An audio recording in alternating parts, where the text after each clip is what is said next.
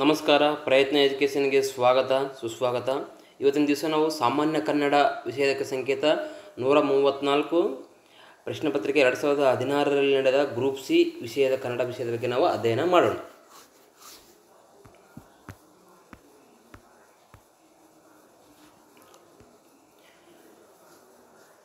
ಜಲಿಯನ್ ವಾಲಾಬಾಗ್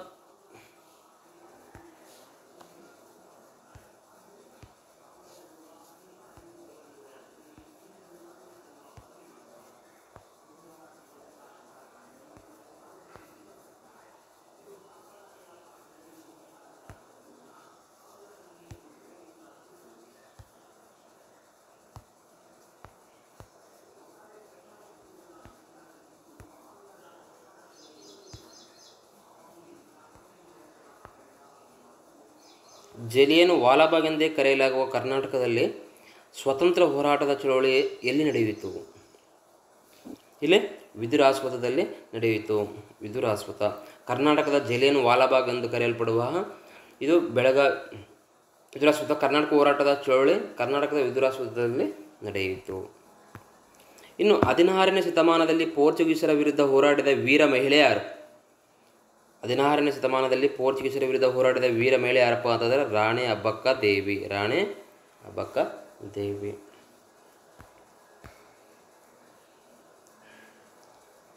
ಬೆರಳಿಗೆ ಕೊರಳ್ ನಾಟಕದ ಕರ್ತೃ ಯಾರಪ್ಪ? ಬೆರಳಿಗೆ ಕೊರಳ್ ನಾಟಕದ ಕರ್ತೃ ಕುವೆಂಪು. ಬೆರಳಿಗೆ ಕೊರಳ್ ನಾಟಕದ ಕರ್ತೃ ಯಾರಪ್ಪ ಅಂತಂದರೆ ಕುವೆಂಪು. ಇನ್ನು ಪ್ರಶ್ನೆ ಸಂಖ್ಯೆ 4, ತಾಳಿ ಕಟ್ಟೋ ಕೂಲಿನೇ ನಾಟಕದ ಕರ್ತೃ ಯಾರು? ತಾಳಿ ಕಟ್ಟೋ ಕೂಲಿನ ನಾಟಕದ ಕರ್ತೃ ಯಾರು? ಟಿ.ಪಿ. ಕೈಲಾಸಂ. ಟಿ.ಪಿ. ಕೈಲಾಸಂ ನಮ್ಗೆ ಗೊತ್ತಿರ್ಬೇಕು ನಮಗೆ.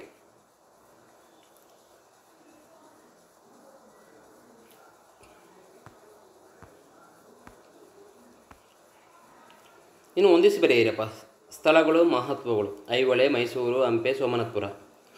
ಇಲ್ಲಿ ನೋಡಿ ಕರೆಕ್ಟಾಗಿ ಒಂದಿಸಿ ಬರೀಬೇಕು ನಾವಿಲ್ಲಿ. ಐಹೊಳೆ ಏನಂತ ಕರಿತೀವಿ? ಭಾರತೀಯ ವಾಸ್ತುಶಿಲ್ಪದ ತೊಟ್ಟಿಲು ಅಂತ ಕರಿತೀವಿ ನಾವು. ಐಹೊಳೆಗೆ ಏನಂತ ಕರಿತೀವಿ?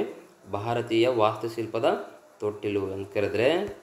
ಇನ್ನು ಮೈಸೂರು ಏನಪ್ಪ? ಕೇಂದ್ರ ಆಹಾರ ಸಂಶೋಧನಾ ಕೇಂದ್ರ ಇದೆ. ಮೈಸೂರಲ್ಲಿ ಏನಿದೆ? ಕೇಂದ್ರ ಆಹಾರ ಸಂಶೋಧನಾ ಕೇಂದ್ರ ಇದೆ. ಇನ್ನು ಹಂಪೆ ಏನಿದೆಯಪ್ಪ? ವಿಶ್ವ ಪರಂಪರೆಯ ತಾಣ. ಹಂಪೆ ಏನು? ವಿಶ್ವ ಪರಂಪರೆಯ ತಾಣ. ಇನ್ನು ಸೋಮನಾಥಪುರ ಕೇಶವ ದೇವಾಲಯ. ಇಲ್ಲಿ ನೋಡಿ, ಐಹೊಳೆ ಭಾರತೀಯ ವಾಸ್ತುಶಿಲ್ಪದ ತೊಟ್ಟಿಲು, ಮೈಸೂರು ಕೇಂದ್ರ ಆಹಾರ ಸಂಶೋಧನಾ ಕೇಂದ್ರ, ಹಂಪೆ ವಿಶ್ವ ಪರಂಪರೆಯ ತಾಣ, ಸೋಮನಾಥಪುರ ಕೇಶವ ದೇವಾಲಯ.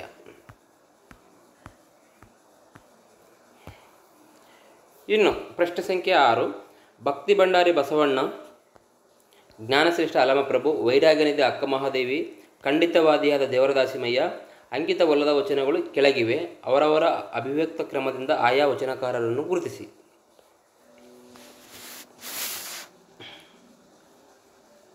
ನೋಡಿ, ಬರು ಶೆಟ್ಗನ ಭಕ್ತಿ ದಿಟವೊಂದು ನಚ್ಚಲು ಬೇಡ, ಮಠದೊಳಗಿನ ಬೆಕ್ಕು ಇಲ್ಲೇ ಕಂಡು ಪುಡನೆಗದಂತ ಇದು ಕಾರಣ ರಾಮನಾಥ. ಅಲ್ಲಿ ಕಾರಣ ರಾಮನಾಥ ಅಂತ ಅಂದ ತಕ್ಷಣ ನಾವು ಕಂಡುಹಿಡಬೇಕಿದ್ದು ಯಾರು ಹೇಳ್ತಾರಪ್ಪ ಅಂತಂದರೆ ದೇವರ ದಾಸಿಮಯ್ಯ ಹೇಳ್ತಾನೆ. ಕಿಡಿಕಿಡಿ ಕೆದರಿದಡೆ ಎನಗೆ ಹಸಿವು ತೃಷೆ, ಅಡಗಿತ್ತೆಂಬೆನ್ನು ಮುಗಿಲು ಮಾರಿದು, ಬಿದ್ದಡೆ ಎನಗೆ ಮಜ್ಜನ ಕೆರೆದೆರೆಂಬನು, ಗಿರಿ ಮೇಲೆ ಬಿದ್ದಡೆ ಎನಗೆ ಪುಷ್ಪವೆಂಬನು. ಈ ಮಾತನ್ನು ಯಾರು ಹೇಳ್ತಾರೆ? ಅಕ್ಕ ಮಹಾದೇವಿ ಹೇಳ್ತಾಳೆ. ಕಿಡಿಕಿಡಿ ಕೆದರಿದಡೆ ಎನಗೆ ಹಸಿವು ತೃಷೆ, ಅಡಗಿತ್ತೆಂಬೆನು ಮುಗಿಲು ಹರಿದು ಬಿದ್ದಡೆ ಎನಗೆ ಮಜ್ಜನ ಕೆರೆದೆರೆಂಬನು, ಗಿರಿ ಮೇಲೆ ಬಿದ್ದಡೆ ಎನಗೆ ಪುಷ್ಪವೆಂಬನು ಅಂತೇಳಿ ಈ ಮಾತು ಯಾರು ಹೇಳ್ತಾರಪ್ಪ ಅಂತಂದರೆ ಅಕ್ಕ ಮಹಾದೇವಿ ಅವರು ಹೇಳ್ತಾರೆ.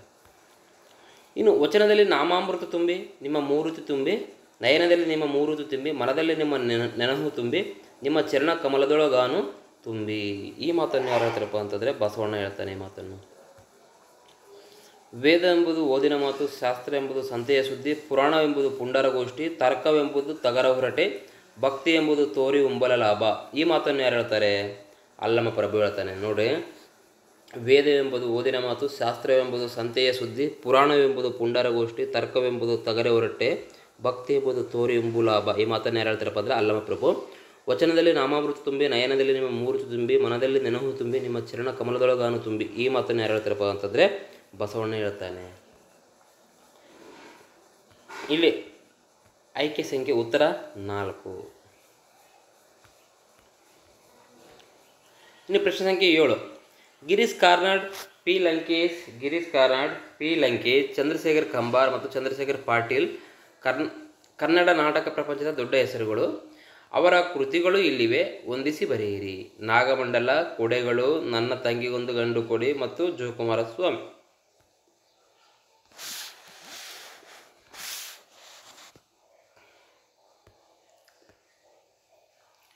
ಇಲ್ಲಿ ನೋಡಿಲ್ಲಿ ಗಿರೀಶ್ ಕಾರ್ನಾಡ್ ಅವರ ಕೊಡೆಗಳು ಅಲ್ಲ, ಇದು ತಪ್ಪು.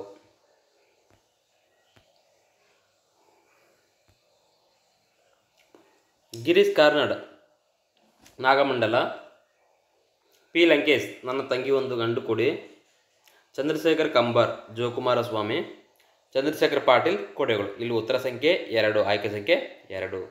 ಗಿರೀಶ್ ಕಾರ್ನಾಡ್ ಅವರು ನಾಗಮಂಡಲ, ಪಿ ಲಂಕೇಶ್ ಅವರ ನನ್ನ ತಂಗಿ ಒಂದು ಗಂಡು ಕೊಡಿ, ಚಂದ್ರಶೇಖರ್ ಕಂಬಾರ್ ಅವರ ಜೋಕುಮಾರ ಸ್ವಾಮಿ, ಚಂದ್ರಶೇಖರ್ ಪಾಟೀಲ್ ಅವರ ಕೊಡೆಗಳು.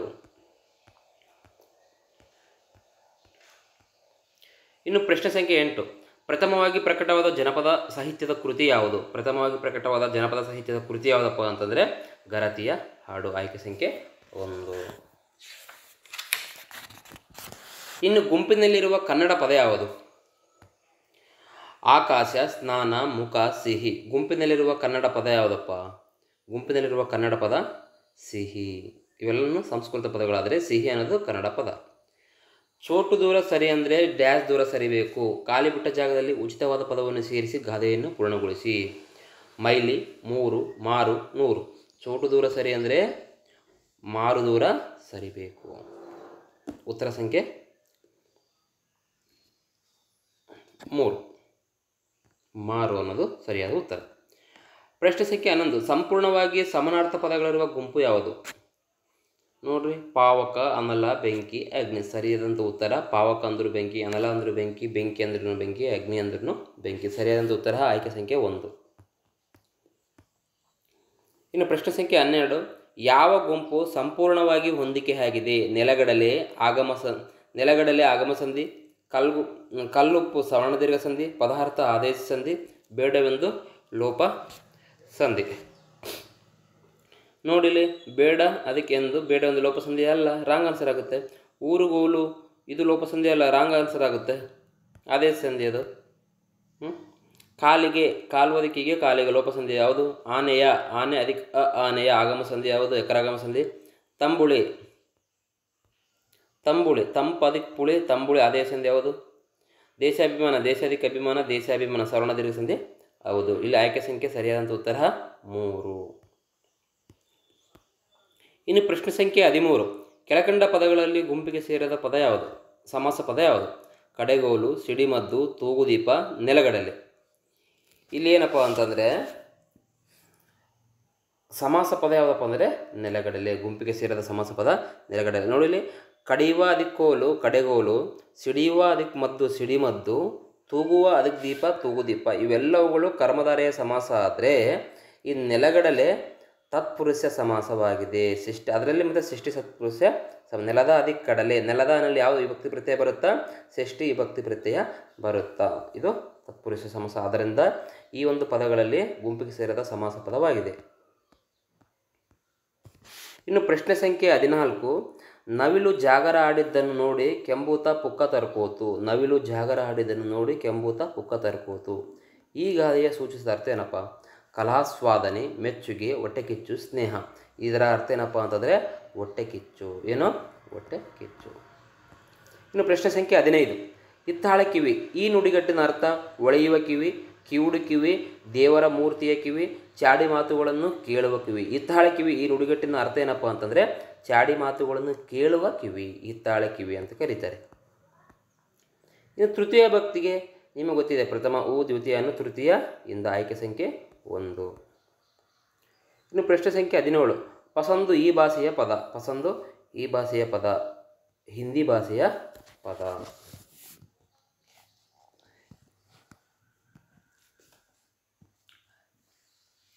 ಇನ್ನು ಭೂಜಾತಿಯ ಸಮಾನಾರ್ಥಕ ಪದಗಳು ಯಾವ್ಯಾವು? ಮುನಿಸುತೆ, ಪ್ರೇಮಸುತೆ ಅಲ್ಲ, ತನಸುತೆ, ಇನಸುತ್ತೇನೂ ಅಲ್ಲ, ಅವನಿಸುತ್ತೆ, ಗಿರಿಸುತ್ತೇನಲ್ಲ, ಗಿರಿ ಅಂದರೆ ಬೆಟ್ಟಗಳು. ಇಲ್ಲಿ ಭೂಜಾತಿಯ ಸಮಾನಾರ್ಥಕ ಪದಗಳು ಧರಣಿಸುತ್ತೆ, ಅವನಿಸುತ್ತೆ, ಪೃಥ್ವಿ ಆತ್ಮಜೆ, ಇಳಾಸುತ್ತೆ. ಸರಿಯಾದಂಥ ಉತ್ತರ ಆಯ್ಕೆ ಸಂಖ್ಯೆ 4. ಚೆನ್ನಾಗಿ ಎಂಬುದು ಕ್ರಿಯಾಪದ, ರೂಢನಾಮ, ನಾಮ ವಿಭಕ್ತಿ ಪ್ರತ್ಯಯ. ನೋಡಿ ಇಲ್ಲಿ ಚೆನ್ನಾಗಿ ಅನ್ನೋದು ಕ್ರಿಯಾಪದ, ಅವ್ಯಯ, ರೂಢನಾಮ, ನಾಮ ವಿಭಕ್ತಿ. ಅಂದರೆ ಚೆನ್ನಾಗಿ ಅನ್ನೋದೊಂದು ಅವ್ಯಯ ಪದ. ಚೆನ್ನಾಗಿ ಅನ್ನೋದೇನು ಅವ್ಯಯ ಪದ. ಅಂದರೆ ಯಾವುದೇ ರೀತಿಯಾಗಿ ಇಲ್ಲಿ ಬದಲಾವಣೆ ಹೊಂದಲ್ಲ ಪದ. ಅವನು ಚೆನ್ನಾಗಿ ಬರೆಯುತ್ತಾನೆ, ಕ್ರಿಯಾಪದ ಬದಲಾವಣೆ ಹೊಂದುತ್ತಾ, ಬಟ್ ಚೆನ್ನಾಗಿ ಅನ್ನೋ ಪದ ಬದಲಾವಣೆ ಹೊಂದಲ್ಲ. ಅವನು ಚೆನ್ನಾಗಿ ಊಟ ಮಾಡುತ್ತಾನೆ. ಶೂರನಾದ ರಾಮನು ಕ್ರೂರಿಯಾದ ರಾವಣನನ್ನು ತೀಕ್ಷ್ಣವಾದ ಬಾಣಗಳಿಂದ ಕೊಂದವನು. ಇಲ್ಲಿರುವ ವಿಶೇಷಣಗಳೇನಪ್ಪ? ಶೂರನಾದ, ಕ್ರೂರಿಯಾದ, ತೀಕ್ಷ್ಣವಾದ. ಆನ್ಸರ್ ಈಸ್ ಆಯ್ಕೆ ಸಂಖ್ಯೆ ಉತ್ತರ 3. ಇದು ಸರಿಯಾದ ಗೌರವ ಪದ. ಇದು ಸರಿಯಾದ ಗೌರವ ಪದ. ಆಧಾರ ನೋಡಿ, ಅದು ಮೊದಲನೇ ಆಯ್ಕೆ ಇತಿಹಾಸಕ್ಕೆ ಸಂಬಂಧಪಟ್ಟಿರುತ್ತೆ. ಆಧಾರ ಇದು ಬರಲ್ಲ, ಆಧಾರ, ಆಧಾರ. ಇಲ್ಲಿ ಆಯ್ಕೆ ಸಂಖ್ಯೆ ಆಧಾರ ಅಂದರೆ 3. ಉತ್ತರ ಸಂಖ್ಯೆ 3 ಆಗಿರುತ್ತೆ. ಪ್ರಶ್ನೆ ಸಂಖ್ಯೆ 22. ಸರಿಯಾದ ವಾಕ್ಯವನ್ನು ಗುರುತಿಸಿ. ನಿಮ್ಮ ಸುರಕ್ಷಿತ ಜೀವನಕ್ಕಾಗಿ ಮದ್ಯಪಾನ ಮಾಡಿ ವಾಹನ ಸಂಚಾರ ಮಾಡಬೇಡಿ. ವಾಹನ ಸಂಚಾರ ಮಾಡುವಾಗ ನಿಮ್ಮ ಸುರಕ್ಷಿತ ಜೀವನಕ್ಕಾಗಿ ಮದ್ಯಪಾನ ಮಾಡಬೇಡಿ. ಇದನ್ನು ಸರಿಯಾಗಿ ಹೊಂದಾಣಿಕೆ ಆಗಲ್ಲ. ನಿಮ್ಮ ಸುರಕ್ಷಿತ ಜೀವನಕ್ಕಾಗಿ ವಾಹನ ಸಂಚಾರ ಮಾಡುವಾಗ ಮದ್ಯಪಾನ ಮಾಡಬೇಡಿ. ಆಯ್ಕೆ ಸಂಖ್ಯೆ 4. ಸುರಕ್ಷಿತ ಜೀವನಕ್ಕಾಗಿ ನಿಮ್ಮ ವಾಹನ ಸಂಚಾರ ಮಾಡುವಾಗ ಮದ್ಯಪಾನ ಮಾಡಬೇಡಿ. ನೋಡಿ ಇಲ್ಲಿ ಉತ್ತರ ಸಂಖ್ಯೆ 3. ನಿಮ್ಮ ಸುರಕ್ಷಿತ ಜೀವನಕ್ಕಾಗಿ ವಾಹನ ಸಂಚಾರ ಮಾಡುವಾಗ ಮದ್ಯಪಾನ ಮಾಡಬೇಡಿ. ಸರಿಯಾದ ಉತ್ತರ ಆಯ್ಕೆ ಸಂಖ್ಯೆ 3. ಉತ್ಕರ್ಷಣ ಪದದ ವಿರುದ್ಧ ಪದ ಏನಪ್ಪ? ಉತ್ಕರ್ಷಣ ಪದದ ವಿರುದ್ಧ ಪದ ಅಪಕರ್ಷಣ. ಕರ್ಣ ಎಂಬ ಪದಕ್ಕೆ ವಿರುದ್ಧವಾದದ್ದು ಯಾವುದು? ಕರ್ಣ ಎಂಬ ಪದಕ್ಕೆ ವಿರುದ್ಧವಾದ ಪದ ಯಾವುದಪ್ಪ ಅಂದರೆ ಅಕರ್ಣ. ಕರ್ಣ ಎಂಬ ಪದಕ್ಕೆ ವಿರುದ್ಧ ಪದ ಯಾವುದು? ಅಕರ್ಣ. ತಲೆ ಹೋಗು ಈ ನುಡಿಗಟ್ಟಿನ ಅರ್ಥ ಏನಪ್ಪ? ತಲೆ ಹೋಗುವುದು, ತಲೆ ಕತ್ತರಿಸುವುದು, ಅಪಾಯಕ್ಕೀಡಾಗುವುದು, ತಲೆ ತೆಗೆಯುವುದು. ಇಲ್ಲಿ ತಲೆ ಹೋಗು ಎಂಬ ನುಡಿಗಟ್ಟಿನ ಅರ್ಥ ಏನಪ್ಪ ಅಂತಂದರೆ ಅಪಾಯಕ್ಕೀಡಾಗುವುದು. ತಲೆ ಹೋಗು ಎಂಬ ನುಡಿಗಟ್ಟಿನ ಅರ್ಥ ಅಪಾಯಕ್ಕೀಡಾಗುವುದು. ಸರಿಯಾದ ಪದವನ್ನು ಗುರುತಿಸಿ. ಹೃದಯಾಂಧಕಾರ, ಹೃದಯಾಂಧಕಾರ, ಹೃದಯಾಂಧಕಾರ. ಇಲ್ಲಿ ಸರಿಯಾದಂಥ ಪದ ಯಾವುದಪ್ಪ ಅಂತಂದರೆ ಹೃದಯಾಂಧಕಾರ.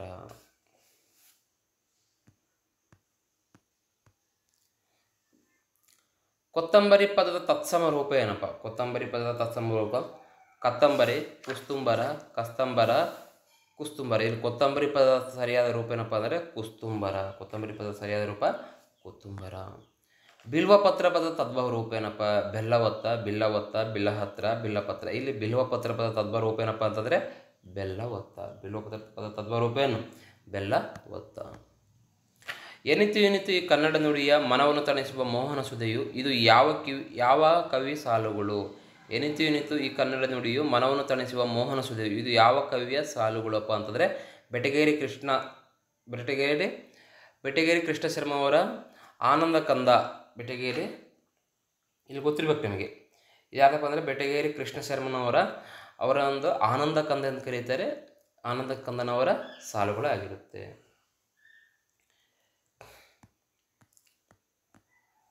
ಇನ್ನು ಪ್ರಶ್ನೆ ಸಂಖ್ಯೆ 30. ಸಾಹಿತ್ಯ ಕ್ಷೇತ್ರದಲ್ಲಿ ದೀರ್ಘ ಸೇವೆ ಸಲ್ಲಿಸಿದ ಹಾಗೂ ಕೊಡುಗೆ ನೀಡಿರುವ ಸಾಹಿತಿಗಳನ್ನು ಆಯ್ಕೆ ಮಾಡಿ. ಕರ್ನಾಟಕ ಸರ್ಕಾರ ನೀಡಿರುವ ಪ್ರಶಸ್ತಿ ಯಾವುದು? ಕುಮಾರವ್ಯಾಸ ಪ್ರಶಸ್ತಿ, ಪಂಪ ಪ್ರಶಸ್ತಿ, ಸಂತ ಶಿಶುನಾಳ ಪ್ರಶಸ್ತಿ, ಬಸವ ಪುರಸ್ಕಾರ ಪ್ರಶಸ್ತಿ. ನೋಡಿಲಿ ಸಾಹಿತ್ಯ ಕ್ಷೇತ್ರದಲ್ಲಿ ದೀರ್ಘ ಸೇವೆ ಸಲ್ಲಿಸಿದ ಹಾಗೂ ಕೊಡುಗೆ ನೀಡಿರುವ ಸಾಹಿತಿಗಳನ್ನು ಆಯ್ಕೆ ಮಾಡಿ. ಕರ್ನಾಟಕ ಸರ್ಕಾರ ನೀಡುತ್ತಿರುವ ಪ್ರಶಸ್ತಿ ಯಾವುದಪ್ಪ ಅಂತಂದರೆ ಪಂಪ ಪ್ರಶಸ್ತಿ. ಇನ್ನು ಪ್ರಶ್ನೆ ಸಂಖ್ಯೆ 31. ವಿಶ್ವ ಮಾನವ ದಿನಾಚರಣೆಯನ್ನು ಕರ್ನಾಟಕ ಸರ್ಕಾರ ಯಾವ ಕವಿಯ ಜನ್ಮದಿನದಂದು ಆಚರಿಸಲಾಗುತ್ತದೆ? ವಿಶ್ವ ಮಾನವ ದಿನಾಚರಣೆಯನ್ನು ಕರ್ನಾಟಕ ಸರ್ಕಾರ ಯಾವ ಕವಿಯ ದಿನದಂದು ಆಚರಣೆ ಮಾಡಲಾಗುತ್ತದೆಪ್ಪ ಅಂತಂದರೆ ಕುವೆಂಪು ಅವರ ನಿಮಿತ್ತವಾಗಿ ಆಚರಣೆ ಮಾಡಲಾಗುತ್ತದೆ. ಇನ್ನು ಪ್ರಶ್ನೆ ಸಂಖ್ಯೆ 32. ಕನ್ನಡ ದೊರೆಗಳು ನಿರ್ಮಿಸಿದ ಅತಿದೊಡ್ಡ ಏಕಶಿಲಾ ದೇವಾಲಯ ಯಾವುದು? ಕನ್ನಡ ದೊರೆಗಳು ನಿರ್ಮಿಸಿದ ಅತಿದೊಡ್ಡ ಏಕಶಿಲಾ ದೇವಾಲಯ ಯಾವುದಪ್ಪ ಅಂತಂದರೆ ಎಲ್ಲೋರ ಕೈಲಾಸನಾಥ ದೇವಾಲಯ. ಕನ್ನಡ ದೊರೆಗಳು ನಿರ್ಮಿಸಿದ ಅತಿದೊಡ್ಡ ಏಕಶಿಲಾ ದೇವಾಲಯ ಯಾವುದಪ್ಪ ಅಂದರೆ ಎಲ್ಲೋರದ ಕೈಲಾಸನಾಥ ದೇವಾಲಯ. ಪ್ರಶ್ನೆ ಸಂಖ್ಯೆ 33. ಆಹಾರ ದಾನ, ಔಷಧ ದಾನ, ಗ್ರಂಥದಾನ ಮಾಡಿದ ಅಪರೂಪದ ಮಹಿಳೆ ಯಾರಪ್ಪ? ಅತ್ತಿಮೊಬ್ಬೆ. ನೋಡಿ ಪ್ರಶ್ನೆ ಸಂಖ್ಯೆ ಆಹಾರ ದಾನ, ಔಷಧ ದಾನ, ಗ್ರಂಥದಾನ ಮಾಡಿದ ಅಪರೂಪದ ಮಹಿಳೆ ಯಾರಪ್ಪ ಅಂತಂದರೆ ಇಲ್ಲಿ ಅತ್ತಿಮೊಬ್ಬೆ. ಇನ್ನು ವಾಸಂತಿಕ ದೇವಾಲಯಕ್ಕೆ ನುಗ್ಗಿದ ಹುಲಿಯನ್ನು ಹೊಯ್ಸಳ ಎಂದು ಹೇಳಿದ ಜೈನ ಮುನಿಗಳು ಯಾರು? ಹೊಯ್ಸಳ ಅಂದರೆ ಹೊಯ್ಸಳ. ಇಲ್ಲಿ ಸುದತ್ತಾಚಾರ್ಯರು.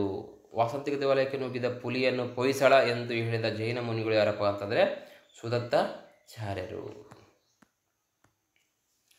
ಕನ್ನಡ ಜನತೆಯ ಪ್ರಾಂತ್ಯಕ್ಕೆ ಕರ್ನಾಟಕ ಎಂಬ ಮರುನಾಮಕರಣ ಮಾಡಿದವರು ಯಾರು? ಕನ್ನಡ ಜನತೆಯ ಪ್ರಾಂತ್ಯಕ್ಕೆ ಕರ್ನಾಟಕ ಎಂಬ ನಾಮಕರಣ ಮಾಡಿದವರು ಯಾರಪ್ಪ ಅಂತಂದರೆ ಡಿ ದೇವರಾಜ ಅರಸುರವರು. ಧನ್ಯವಾದಗಳು. ಇದೇ ರೀತಿ ಮುಂದೇನು ಪ್ರೋತ್ಸಾಹಿಸಿ ಅಂತ ಹೇಳ್ತಾ ವಿಡಿಯೋನ ಮುಗಿಸ್ತಿದ್ದೇನೆ. Thank you so much.